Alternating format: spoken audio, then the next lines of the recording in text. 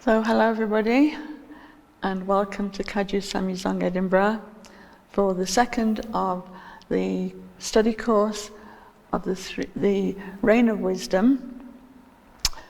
So before we start the actual course, let's get our minds in the right places, and we'll say the lineage prayer. First of all, the prayer to the root Lama, and then the Kagyu lineage prayer, and we can sing it in the English version. O glorious, precious root Lama, above my head on a lotus moon seat, you care for me with great kindness. Please bestow the cities of body, speech, and mind. Great Vajradhara, Tilonaro, Marpa, Mila, Dharma Lord, Karmapa, knower of the 3 times, omniscient Karmapa, holders of the 4 elder and 8 younger lineages, Drikantaklung and the Salpa, glorious Drukpa, and so forth, masters of the profound path of Mahamudra, to the Dakpo instruction lineage, the peerless protectors of wanderers. Kagyu Lamas, I supplicate you, I uphold your lineage. Grant the blessings of your liberating lives. Just as revulsion is taught to be the legs of meditation, this meditator clings not to food and riches, and has severed the ties to worldly life. Grant your blessings for detachment from honor and gain. Just as devotion is taught to be the head of meditation, this meditator constantly prays to the Lama, who opens the vault of fifth instructions. Grant your blessings for uncontrived devotion to well forth. Just as non-distraction is taught to be the body of meditation, this meditator simply remains without altering the fresh essence of whatever thought arises. Grant your blessings for parting from the concept of meditation. Just as thought is taught to be in essence Dharmakaya, for this meditator unhindered manifestation dawns. Nothing whatsoever dawning as whatever may appear. Grant your blessings to realize inseparable samsara nirvana. May I never in future lives part from authentic lamas, and embracing ever the glory of Dharma. May I perfect the qualities of the levels and paths, and thus swiftly attain the state of Vajradhara. So, the reign of wisdom.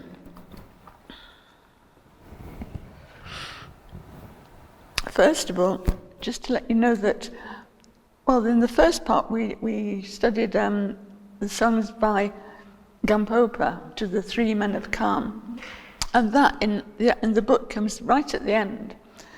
Now we're going to skip to Mikyo Dorje, who comes right at the beginning. And Mikyo Dorje was the 8th Karmapa. So you might wonder why he's at the beginning rather than you would think in the middle, since it goes through the various Karmapas.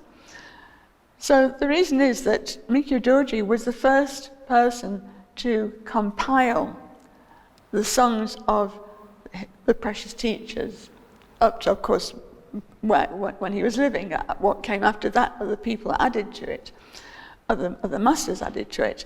But he was the first one that wanted to compile them, all these wonderful songs of liberation. They're basically the songs of liberation of whichever master it is. And you can learn so much from them. So he saw and recognized their great value, and that's why he started to gather them together. So his own songs are at the beginning. But before we start with that, I think there's some things we need to know about Mikyo Dorje, which will give a better insight into the songs and why they are expressed in the way that they are. For example, he is self-depreciating to the point of, you might be mistaken for thinking, well, what's so special about this guy, you know? Because he just puts himself, not down, but kind of, he's so self-effacing, and with good reason. So rather than me try to explain that, there's a very good paragraph, in fact a few paragraphs at the end of the book, in the colophon at the end, the explanations at the end. So I'd like to read that because I think it's extremely, well, it elucidates the situation and gives it some context. So Mikyo Dorje was the first compiler and editor of the Kagyu Gutsu. Kagyu Gutsu is the Tibetan name for the reign of wisdom. So he was born in the year of the female Karmapa by Tashi Paljo, who was the third Rinpoche to Tulku, and who was the disciple of the previous, the 7th Karmapa. So it always seems to go like that. Whichever one is older teaches the youngest one. Usually it's the Karmapas and the Sitra Rinpoches. Not every time, but mostly. He began studying with Sitra Rinpoche at the age of 8, and soon after this he became a disciple of Sanje Nyempa, who had been elected by the 7th Karmapa as the successor to pass on his teachings to the next Karmapa, the 8th one, which is Mikyo Dorje. So Sanje Nyempa thus became Mikyo Dorje's root guru. So although he received teachings from the Sitra Rinpoche, it was actually Sanje Nyempa Rinpoche who became his root guru and the principal source of his tantric initiations. And it's for that reason that Sanje Nyempa figures very centrally in the introductory part of the Kagyu Gutsu liturgy. Now, Mikyo Dorje was a person of universal mastery, accomplished in vast fields of learning and contemplative practice. As a scholar, he was thoroughly educated in many different fields, from Sanskrit grammar and poetry to the most sophisticated teachings of Mahayana philosophy and the complexities of Tibetan poetics. He was also accomplished in painting and sculpture. He's an amazing artist, actually. I've seen examples of his sculpture and paintings, and he is just absolutely amazing.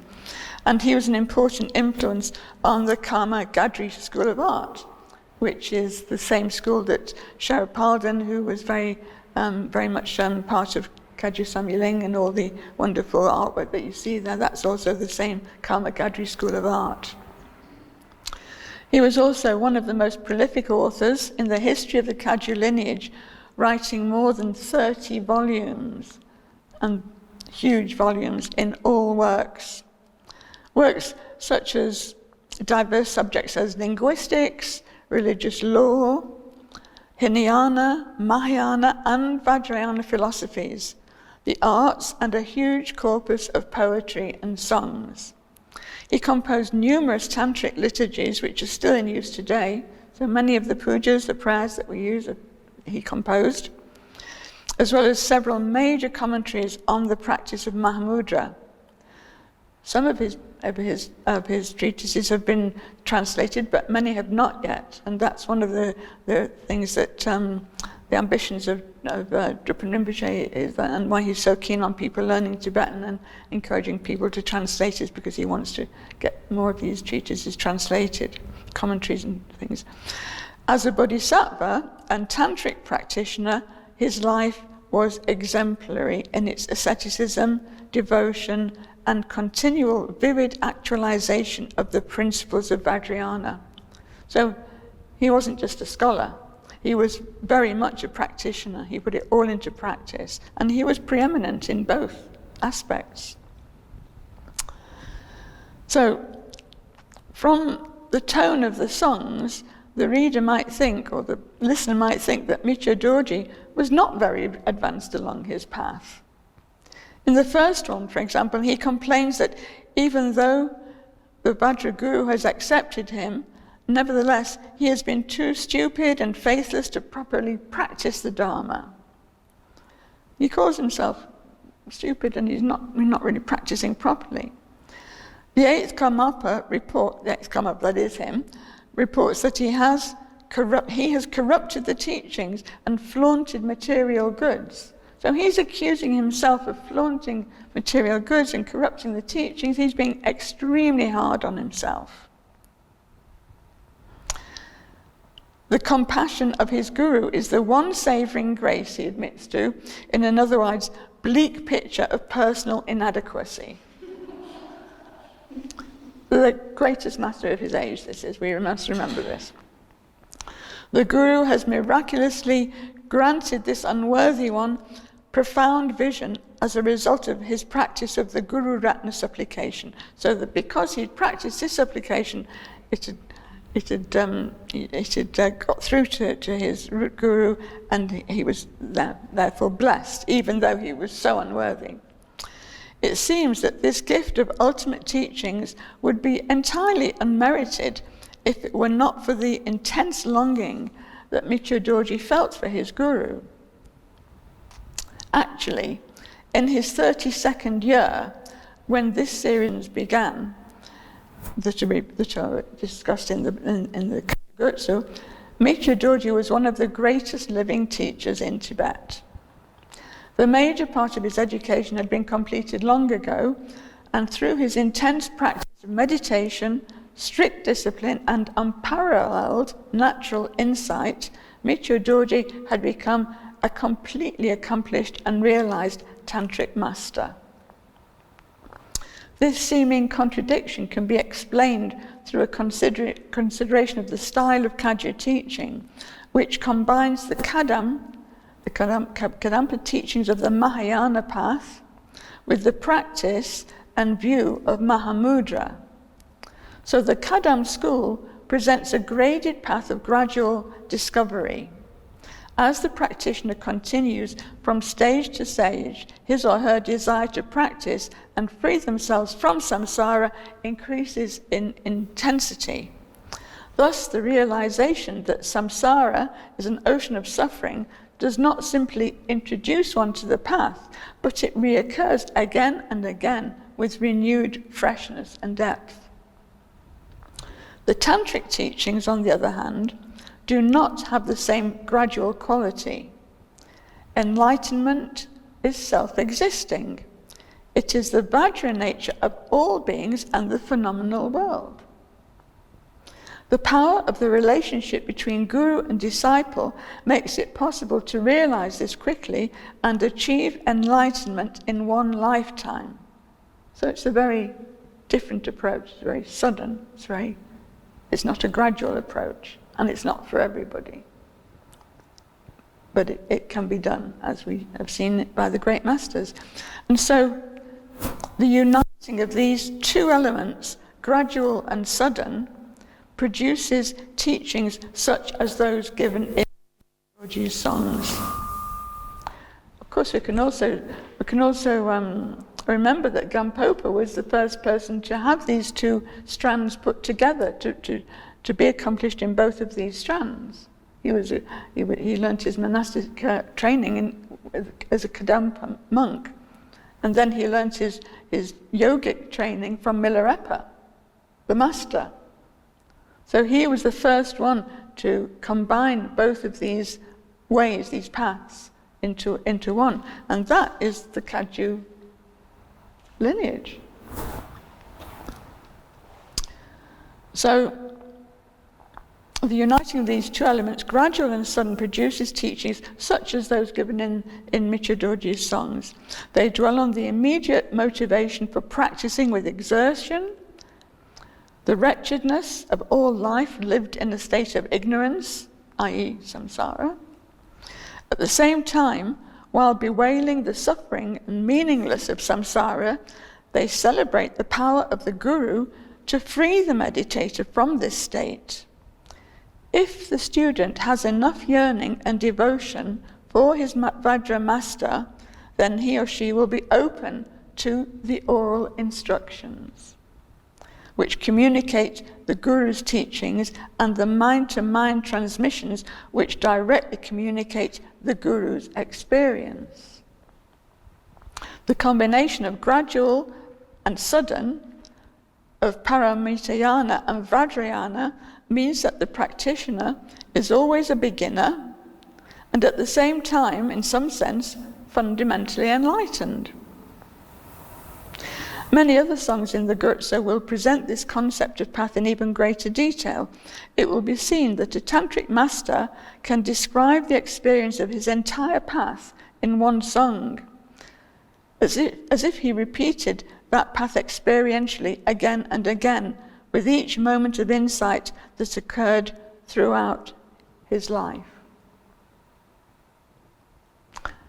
Okay, so that's given some understanding which needs to be thought about and, not just ticked off. It's very deep. But the point is that as well as that he combines these two different methods, and therefore is not just a scholar and learned, but is also a practitioner of the highest caliber. And absolutely fundamental to all of it is his relationship with the Guru, because it's through the Guru that enlightenment can be obtained in one lifetime, because it's a mind-to-mind transmission. It's oral transmission, but it's also mind-to-mind. But of course, to get to that point where you have complete faith and devotion and openness and trust in the Guru, you have to do the study, you have to do the practice, you have to be there. You can't say, oh, I'm really devoted, please give me your instruction. It doesn't work like that. And if you look at the life of Milarepa and Gampopa, you look at the life of Naropa and Tilopa, they had extreme hardship and difficulties. It didn't just fall into their lap. And neither did it with Mikyo Dorje, even though he was the 8th Karmapa. Okay, so let's have a look at some of his. In fact, there are 3 songs by Mikyo Dorje here, and I've chosen one of them because it's the last one in this little series of 3. And having read that sort of introduction to him, I think we can go to the 3rd one because it is the longest, and I've sort of put it into sections, into sort of tranches, but it is all part of the same song. So we're going to have a look at that.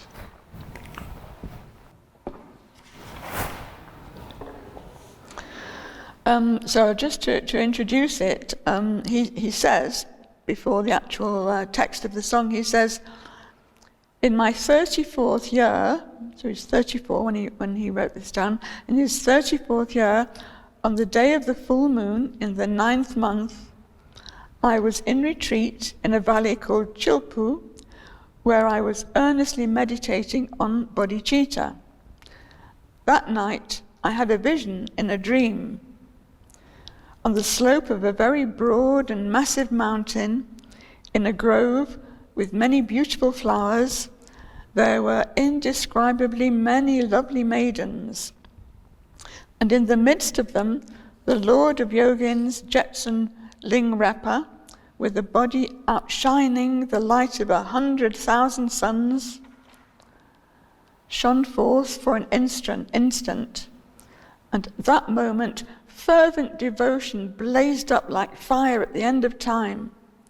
Then, when I awoke, I made this supplication.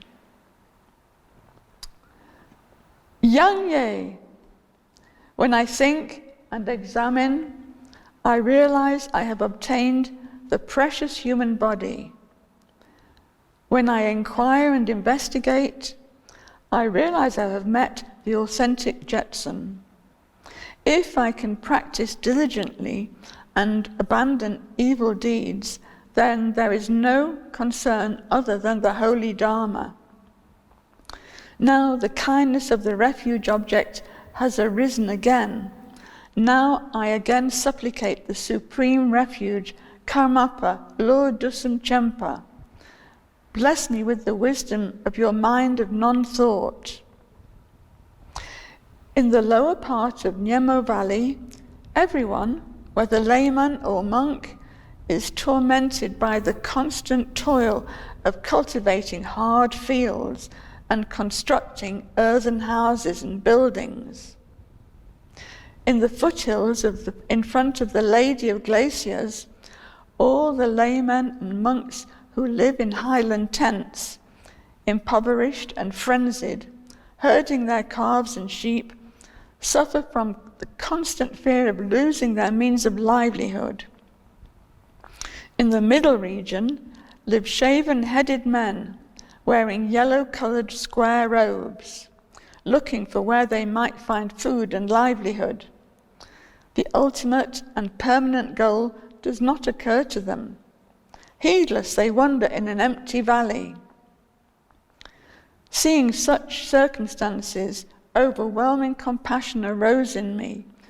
When this powerful compassion arose, I thought of the old mothers without refuge and protector, who suffer, being impoverished and uncared for, and overwhelming anguish arose in my mind. At that time, the Lord who possesses great kindness, the Father, the three jewels, I remembered him with longing. Remembering him, I tirelessly made supplication.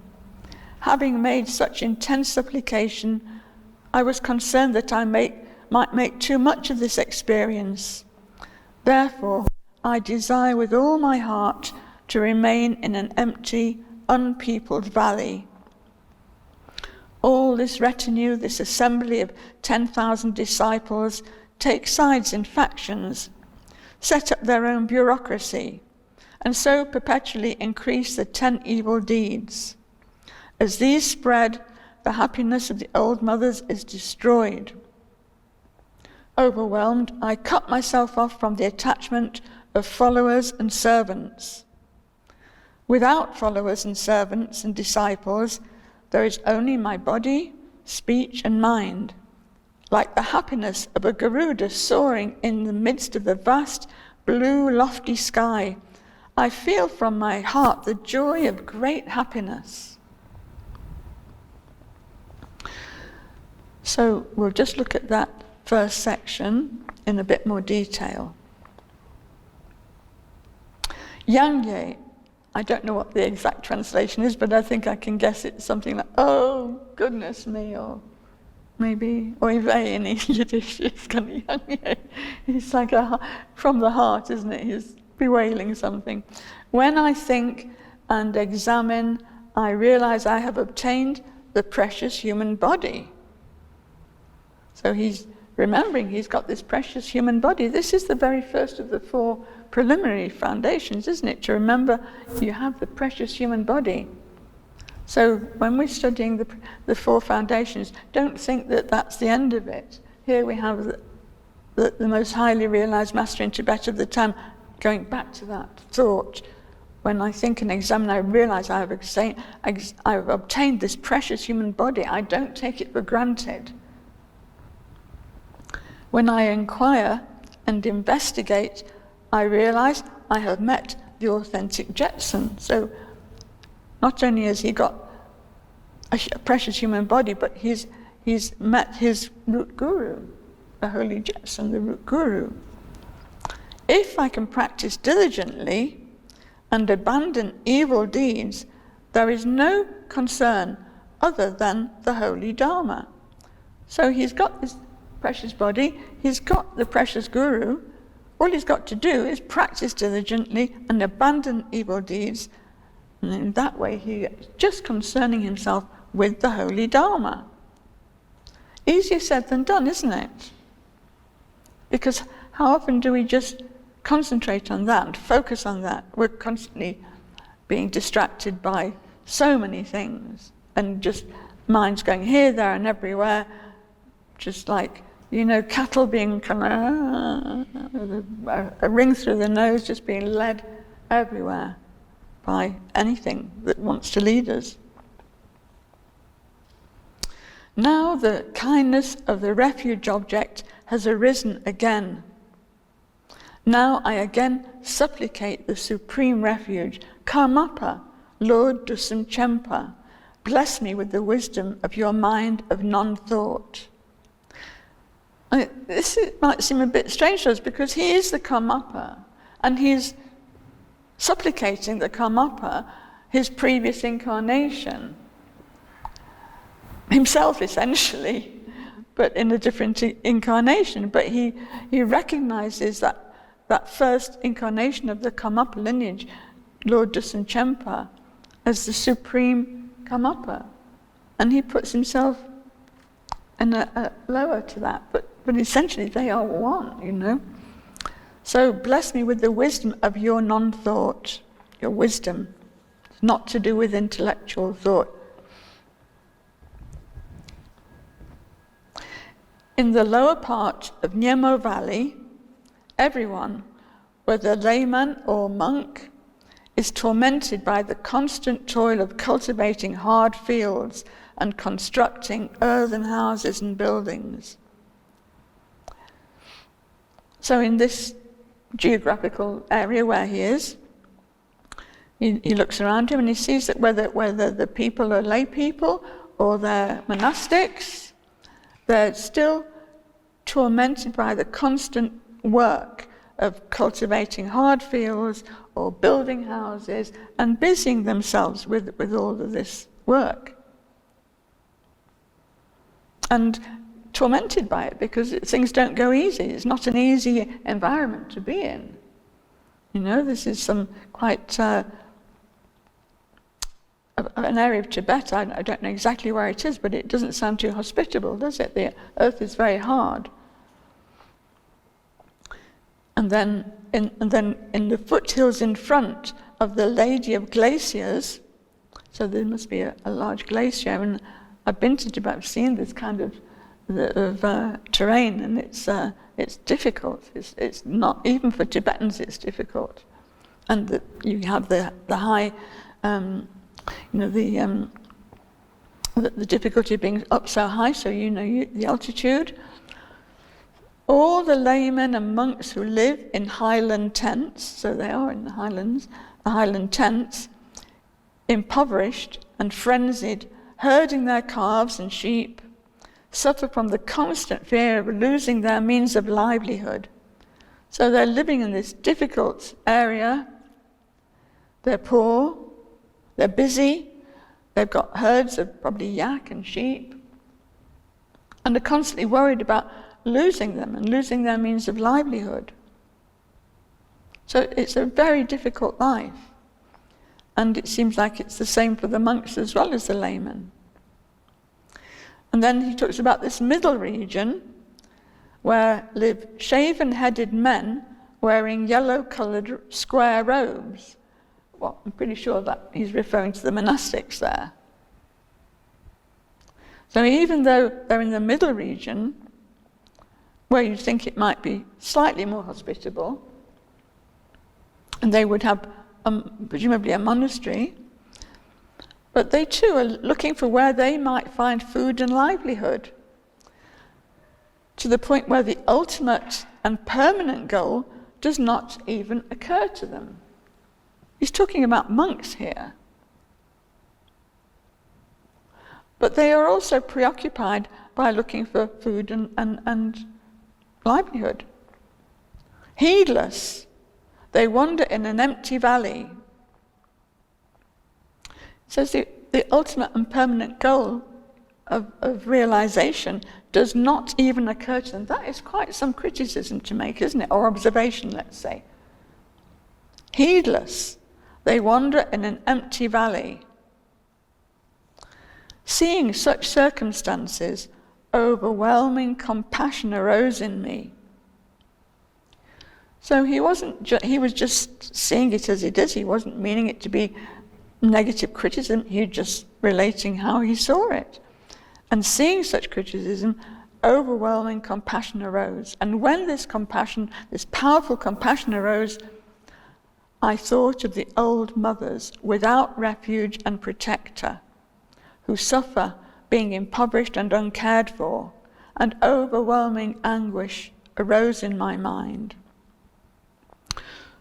So here, the old mothers, I think it has many different meanings. It can mean literally old mothers, but also we think of mother sentient beings, and that can be fathers as well as mothers, but in short, they're the mother sentient beings that have been for many, many incarnations. And in this, where he's observing, they're without refuge, they're without protector.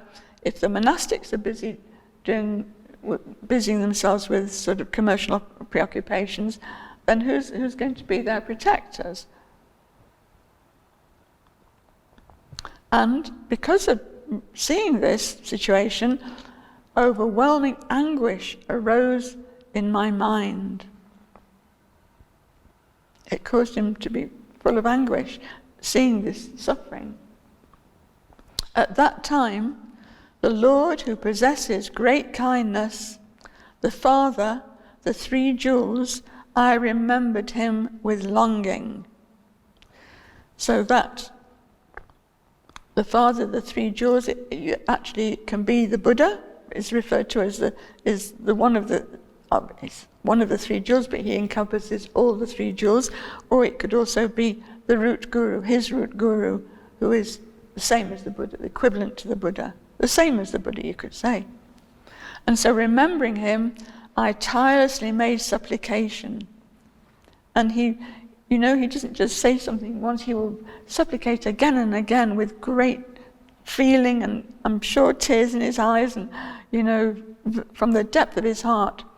And having made such intense supplication, I was concerned that I might make too much of this experience.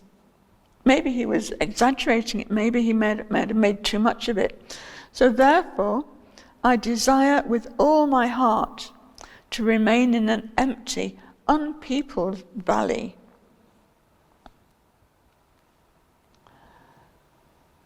By that, I take it he means that he wishes to go on retreat, to be on retreat, to be away from all these concerns, to concentrate on his own enlightenment. So all this retinue, this assembly of 10,000 disciples, take sides in factions and set up their own bureaucracy, and so perpetually increase the 10 evil deeds. Now, I think here he's talking about his own retinue. Although he puts himself down, what we need to remember is he is the head of the Kagyu monastery lineage. There are thousands of monks in the monasteries, and he's the head guy. He's the Karmapa, remember? And he's saying there's an assembly of 10,000 disciples in his immediate environs. And what are they doing? They're taking sides, setting up in factions. Why does this seem so familiar today? Teams, this team against that team, setting up their own bureaucracy, and so perpetually increase the 10 evil deeds. That is not the way. And he was in the center of this. He's the one they look up to. Well, some of them did, some of them didn't. He was in a difficult situation. And if you ever listen to His Holiness the 17th Karmapa, he has done many teachings based on the teachings of Mikyo Dorje, and I remember hearing him say that he identified with him in many ways. Why? Because there's still factions and people taking sides and spreading evil, rumors and whatever. And so they perpetually increase the 10 evil deeds. And as these spread, the happiness of the old mothers is destroyed. If these people who are supposed to be in the seats of learning and guiding people, what chance is there for the ordinary beings in this world? If we took a more mundane approach, we could say, well, if the government are making such a hash of things and spreading and doing evil deeds, perpetuating evil deeds, what hope is there for the people in their power, under their leadership, their so-called leadership? That would be the mundane sort of way of looking at this. But in this way, he's actually saying, but the same is actually true in this monastic situation. Overwhelmed, I cut myself off from the attachment of followers and servants. Most of these people are following him and serve him. His every need is catered for. Without followers, servants, and disciples, there is only my body, speech, and mind.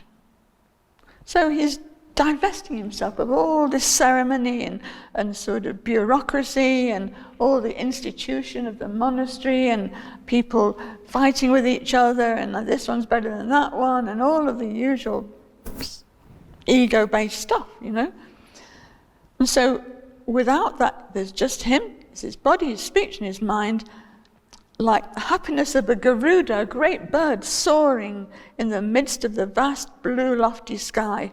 I feel from my heart the joy of great happiness.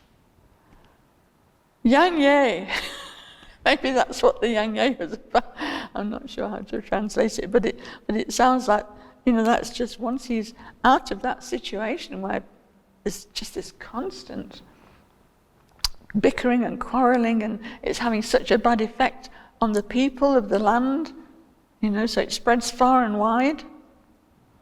So he's taking himself out of that, and sounds like he's going to be on retreat, he's going to be meditating. Of course, he will still have influence. This is important to remember, very much so. So, that's the first sort of part of this whole song. And when you're studying it, maybe you'd want to do it in these sort of sections, because otherwise it is quite long to try and get to the end and then go back to the beginning. I think it's probably better to do it in these sections, but bearing in mind that it's part of the whole. So,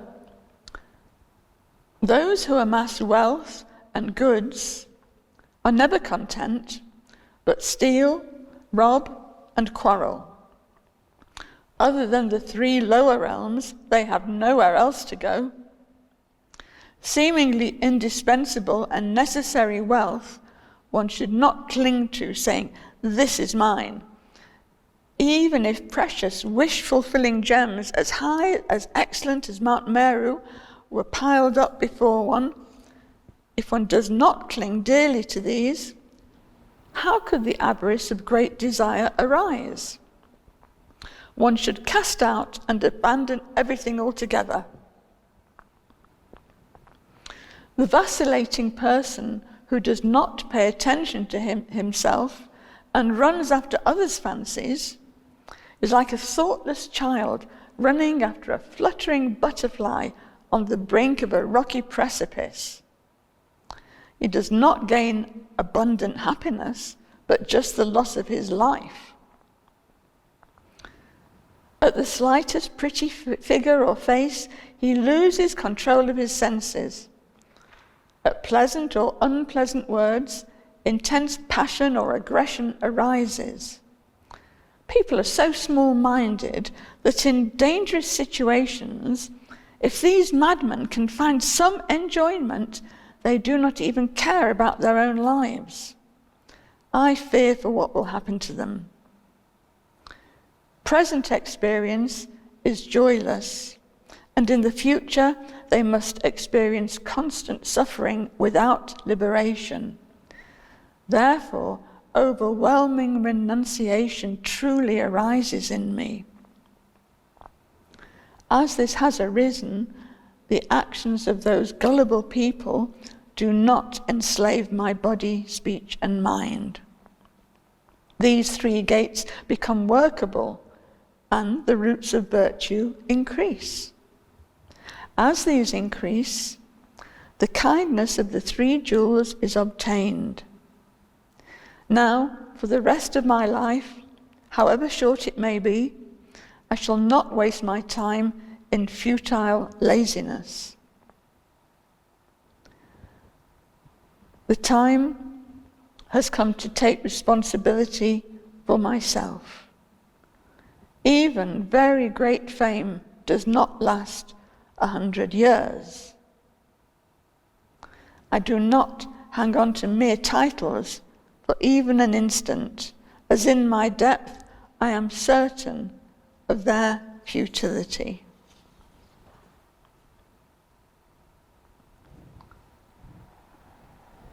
So, let's have another look at this.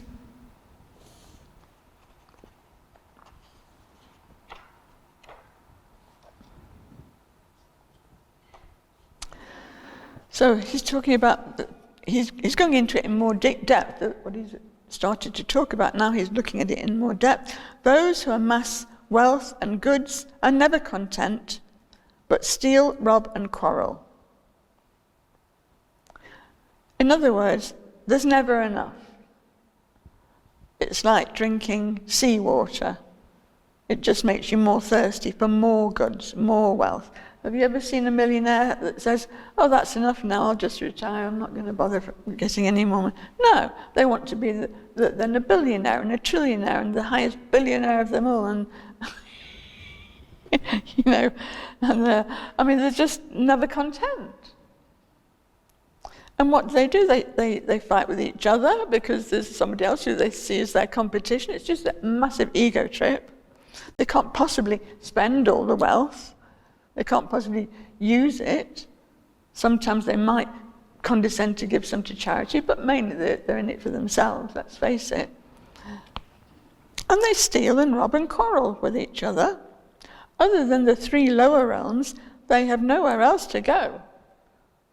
So they won't be going anywhere nice in the next life. Because pretty much, they're just completely governed by greed. So they would likely be in the, if not the hell realm, then the hungry ghost realm. It's the behavior of a hungry ghost to want more and more and more, isn't it? Never be satisfied. So then he says, seemingly indispensable and necessary wealth, one should not cling to, saying, this is mine. It might seem like it's indispensable and it's necessary, but then does it stop there? No, it doesn't stop, does it? We need something a bit more. Well, you know, we've got enough to eat, it's true, and we've got somewhere to live, but you really could do it. That coat is nicer than the coat I've got now, so I'll just get that coat, or that car, or that house, or this, that, the other. It doesn't stop. And then it becomes mine. One should not cling to saying, this is mine, even when you've got it. Even if precious, wish-fulfilling gems as high as excellent Mount Meru, Mount Kailash, were piled up before one, if one does not cling dearly to these, how could the avarice of great desire arise? So even if all of these jewels as high as the highest mountain, as long as you don't have avarice for them, as long as you're not clinging to them, then there isn't that great attachment and desire. Let's just reread that. If one does not cling if this mountain was piled up before, and if one does not cling dearly to these, how could the avarice of great desire arise? So you might have wonderful things that are around you or in your life, but as long as you don't have the attachment for them, there's no problem. It's not saying you shouldn't have anything. What it's saying, don't be attached to it. If something good comes along, fine. If it doesn't, also fine. You're not attached. That's the avarice of desire. If you don't have that, there's no problem. But it's very tempting, isn't it? You want more and more and more. So probably better to live simply, and not with a mountain of stuff. The vacillating person who does not pay attention to himself or herself and runs after others' fancies is like a thoughtless child running after a butterfly on the brink of a rocky precipice. I mean, what an amazing symbolism that is, you know. You're so concerned with, the latest iPhone or whatever it might be. You're like this, bedazzled by the butterfly or the phone or the house or whatever it might be, that you don't see the danger of where you're going. We really need to look at this in ourselves with whatever attracts us, because we are like that. And we don't recognize it, we don't see it. We can see it in other people maybe, but not so much in ourselves, because we're bedazzled and we don't see we're right on the precipice. Bing! The whole point of these songs and of us reading these songs is to apply them in our own life. You know, that is the whole point of them. That's why they exist and why we're reading them. So we can see it, we can see how it might be for others, but we have to see how that operates in our own life. What are our temptations? What's our weak points? How can we learn from this? It's not about just sort of being, I'm terrible, It's about fixing stuff. And before you can fix stuff, you've got to acknowledge it.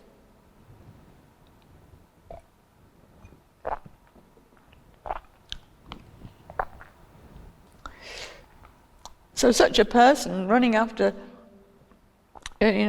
others' fantasies, especially these days, because I think it's even more now, because we're subjected to so much advertising in media and on social media, anti-social media as I call it, and TV, and wherever you look, billboards everywhere. People are wanting you to want, because then they can make money out of you. So it's just such a mire, a quagmire.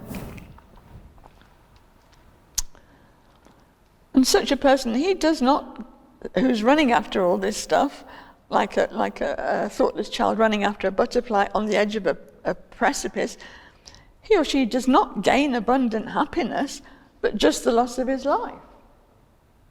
They fall down, and this is this precious human life, and that we might not die at that point. He's not saying that it necessarily leads to death at that moment, but kind of the sort of the loss of your precious opportunity, that you get misled by it, and then you just end up living a life that's not that important, not that valuable. You're wasting it, basically. But just the loss of your life. And then he gives a few more examples. So, at the slightest pretty figure or face, he loses control of his senses. So such somebody, it's not just things, it's kind of attraction. to the opposite sex, or the same sex for that matter, or just at the slightest pretty figure or face, you can completely lose your direction. And lose control of your senses. Or at pleasant or unpleasant words, intense passion or aggression arises. So if somebody says something nice, oh, thank you, that's so nice, and you've been hooked in, Or somebody says something could actually be something unpleasant. It might even be something helpful, but you don't want to hear it because it might be critical. And so aggression will arise towards that, but you don't like that person because they've said something that you didn't want to hear.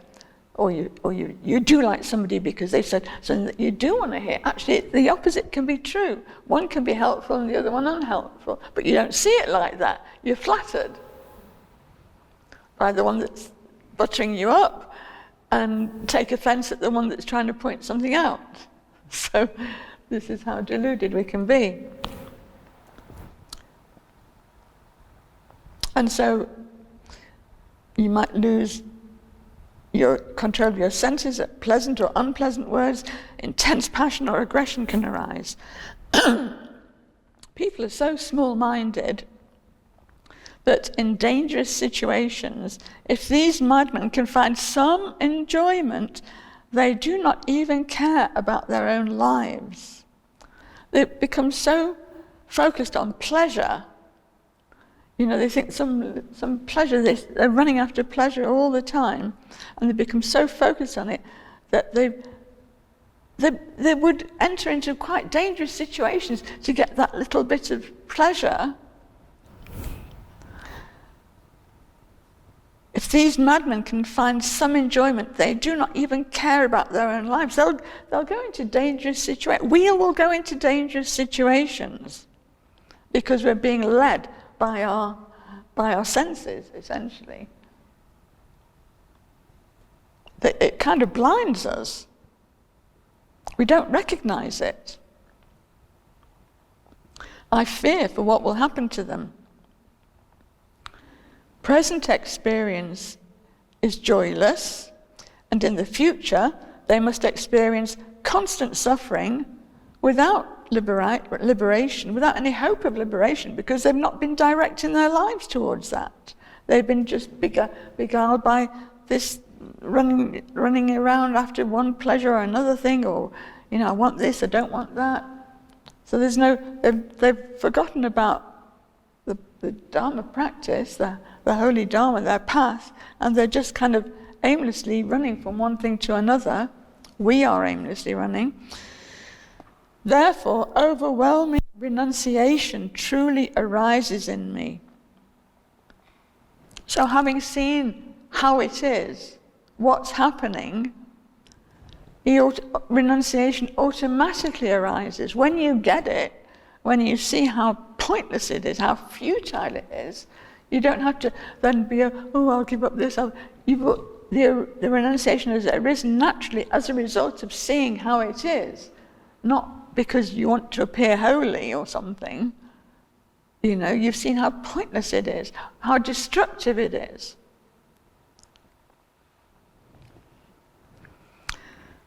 As this has arisen, as this overwhelming renunciation truly arises in me, as it has arisen, the actions of those gullible people who are taken in by appearances, do not enslave my body, speech, and mind. I'm not the slave of that anymore. And I have compassion for those who are, because I see how it is, and I see what suffering is in store for them. They're gullible. They're taken in by appearances or by the sort of baubles that are put before them, whether they're things or people, whatever. So these things do not enslave my body, speech, and mind. These three gates, the body, speech, and mind, become workable, and the roots of virtue increase. So he's still working with his body, his speech, and his mind. This is the practice. And because of his practice, because of putting effort where it's best to put it, then the roots of virtue increase. It's like he's watering the roots of virtue. It's bound to increase, blossom. As these increase, the kindness of the three jewels is obtained. Through his practice, through his Dharma practice, and focusing in that one-pointed manner, the kindness of the three jewels, Buddha, Dharma, Sangha, is obtained.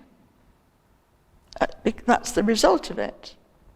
Now, for the rest of my life, however short it may be, I shall not waste my time in futile laziness.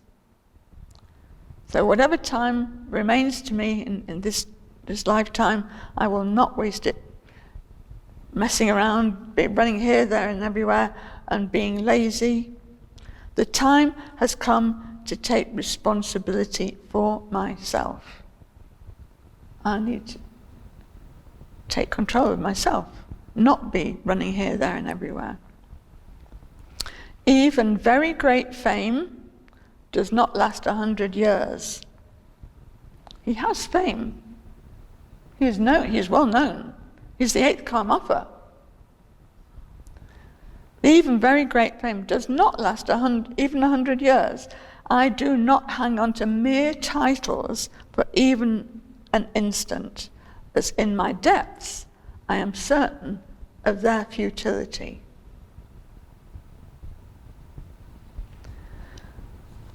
Ultimately, although he's the Karmapa, and although he has absolute respect and reverence and devotion for Dusum Chenpa and for all the masters, the title, when he's applying that title to himself, is futile. Without what it means, it's just a word. It's just a title. So he's not swayed by fame. So many people are swayed by fame and titles, and they want a bigger title and a more prestigious title. And he's got the head title of the whole lineage, but he knows really without what it stands for, then it's just futile. So he doesn't hang on to it or allow himself to be sort of, well, I am the Karmapa after all. That's not how he is he? He always kind of sees it as it is. And now the third part. In this realm of samsara, from the pinnacle of existence down to the lowest of each hell, all experience suffering, and I see nothing excellent in them. Myself and others, superior, average, and low, for all these in this lower state I feel compassion. With secretive, concealed, and artificial behavior, taking pride as if performing important deeds. Human life does not rest in leisure. Even though one applies oneself earnestly to these, it is like the play of a thoughtless child. How can one think that this will bear fruit? Having great success in the gathering of these incorrigible disciples, the permanent goal of both self and others is utterly destroyed. How can one confuse this with something valid? Hoping for happiness from another through requesting favors, flattering, and so forth, is the cause of burning anguish. Making one's way to a high rank is a great distraction, which is of no virtue. If one dwells alone in retreat, evil deeds naturally cease. Therefore, all the companions whom one likes to talk to, and attachment to the desire to be close to them, this longing and desire must be left far behind. In this way, life is led with a peaceful mind. One does not have to give thanks for alms and hear other people say, "You are practicing this holy Dharma so purely." In a land where no people are seen, like a small bird on top of a bare rock, one has neither servants nor permanent home. One should abandon activities with all one's heart. Abandoning these, one receives the blessings of the Kagyu. If one supplicates tirelessly, this is no different than siddhi. Whatever strength of devotion I have is all concentrated into a single force. In the 3 realms of samsara, conventional view goes according to health, wealth, followers, and fame. Please put an end to this view in the being of myself and others. Thus I supplicated. Okay, let's go back to the start of that section. So in this realm of samsara, from the highest pinnacle of it's still samsara, but what in the world, it means the worldly way of thinking, of being. Samsara, it's not like it's a place and that's where you go or you don't go. It's a state of mind. It's your understanding or lack of it, basically. So in the highest worldly sense, from the pinnacle of the worldly sense, down to the lowest hell realm, and the Beachy Helm is said to be the worst one, where intense suffering. But from the whole kit and caboodle, all experience suffering, from the pinnacle to the depths. Different types of suffering, different intensities of suffering, but it's suffering. And I see nothing excellent in them, because I can see that. I can see how even the ones look more pleasurable, but they're still full of suffering. I can see nothing excellent in them. Myself and others, superior, average, and low, for all these in this lowest worldly state of samsara, I feel compassion. With secretive, concealed, and artificial behavior, taking pride as if performing important deeds, human life does not rest in leisure.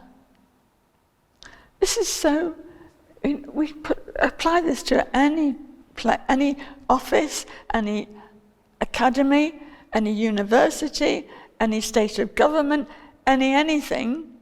We go about with our secretive and concealed and artificial behavior, taking pride as if performing important deeds. We think we're great, don't we? We think we're great doing this important job, and we've got this title, and we're a bigwig in this institute. And it's all meaningless. It's just increasing our pride. And we don't rest in leisure. We're busy doing it and maintaining this prestige. Even though one applies oneself earnestly to these pursuits, it is like the play of a thoughtless child.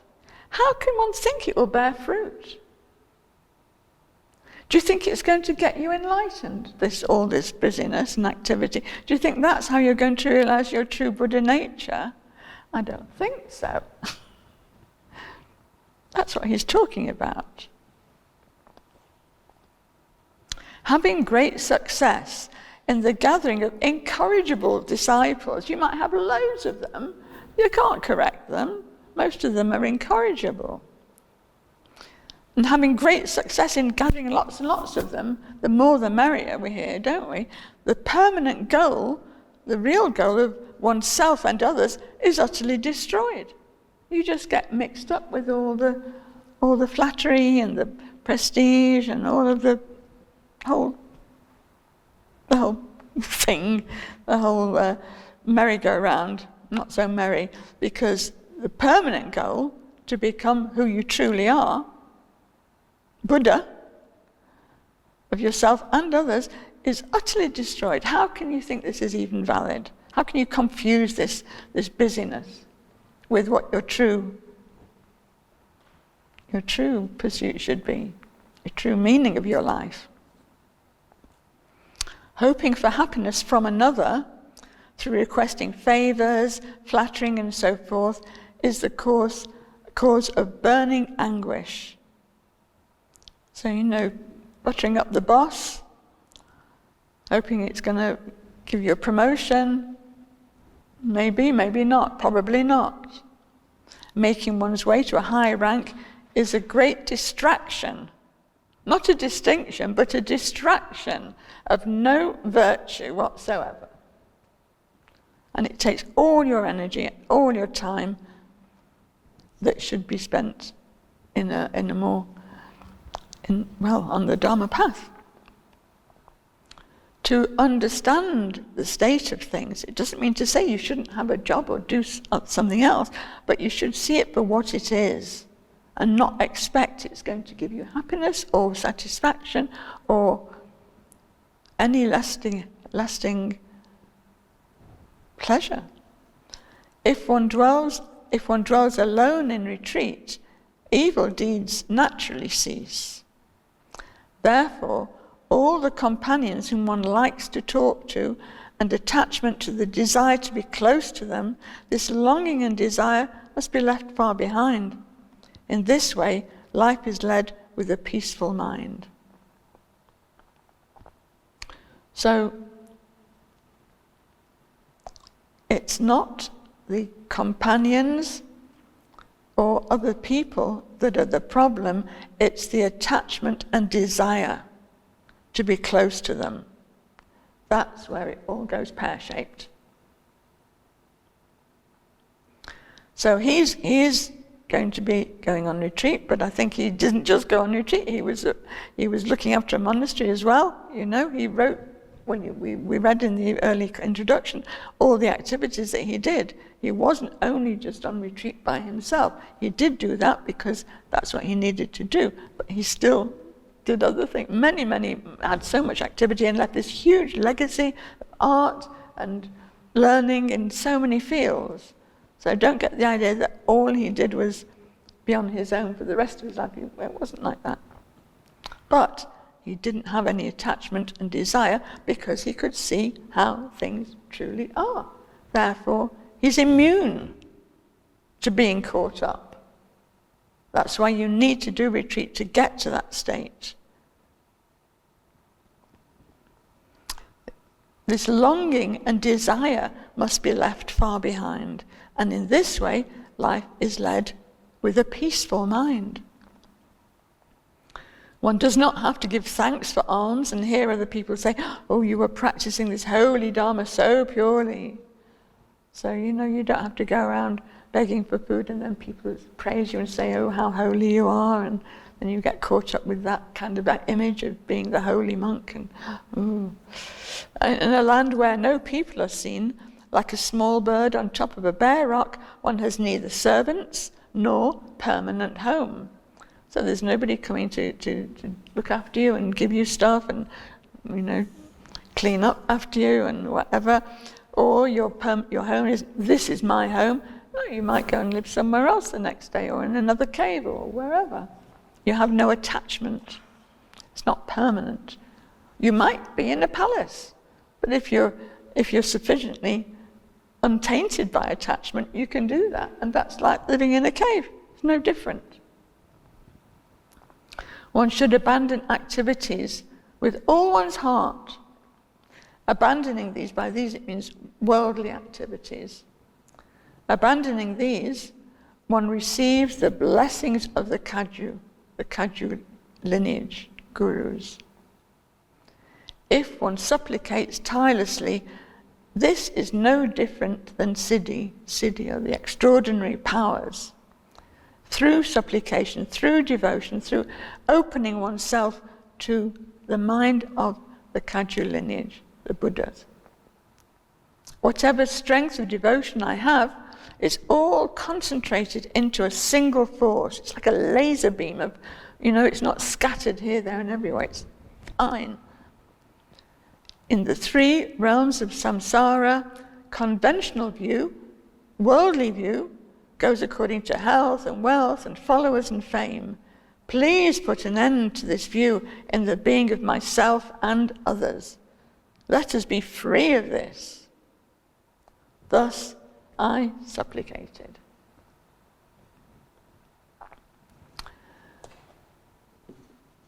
So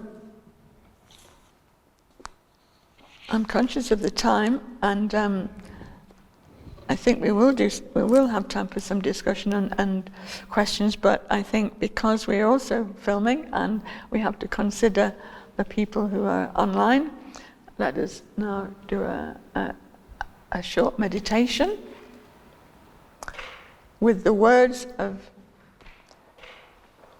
Mikyo Dorje ringing in our ears and penetrating our hearts and minds. Let us just sit with the words and let them absorb them, go beyond them.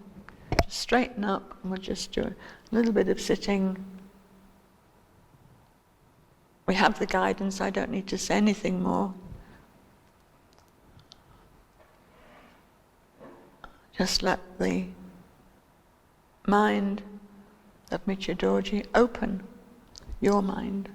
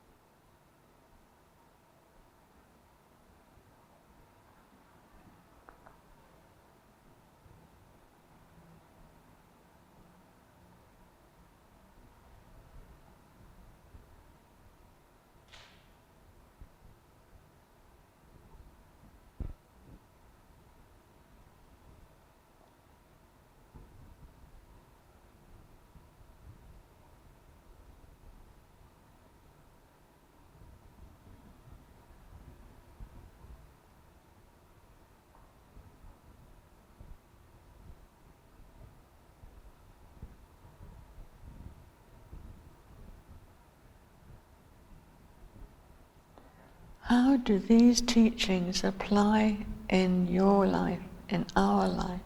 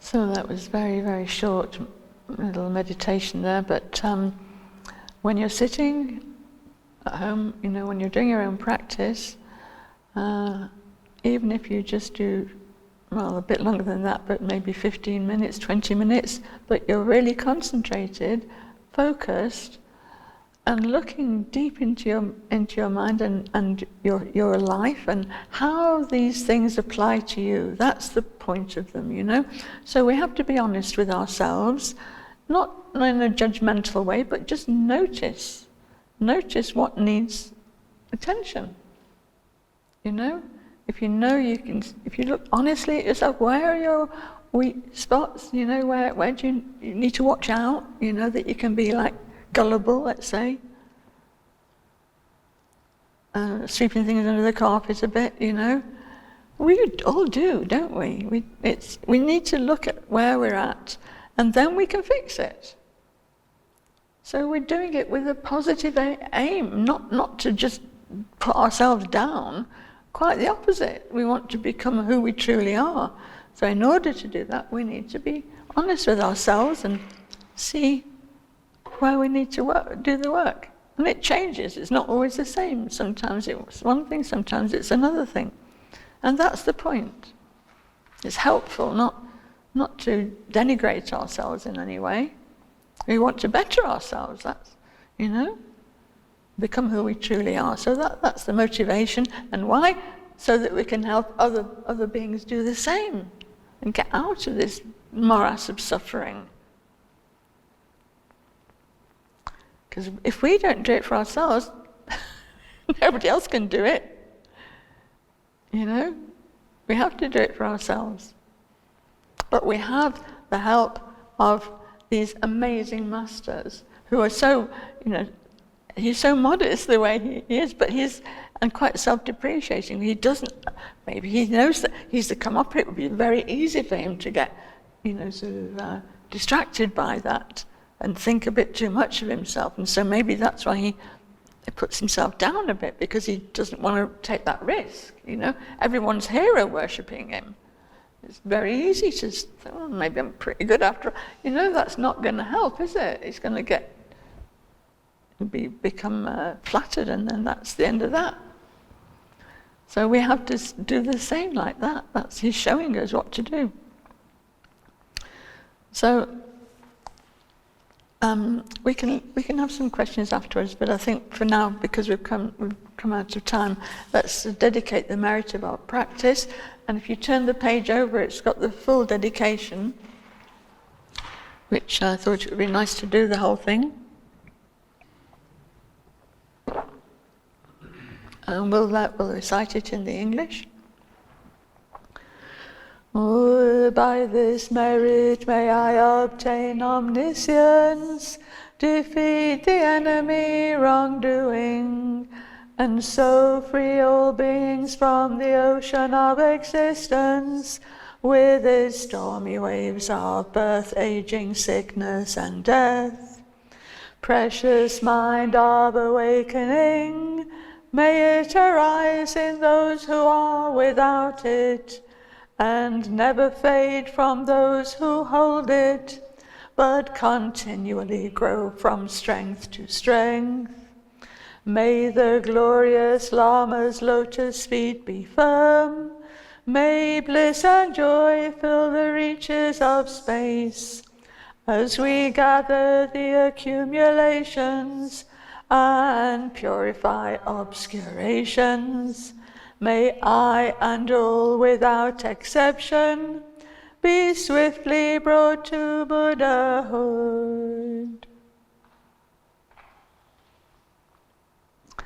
So thank you for coming, for listening, and hopefully for acting on what we've been fortunate enough to have come into contact with, the Holy Dharma. Thank you.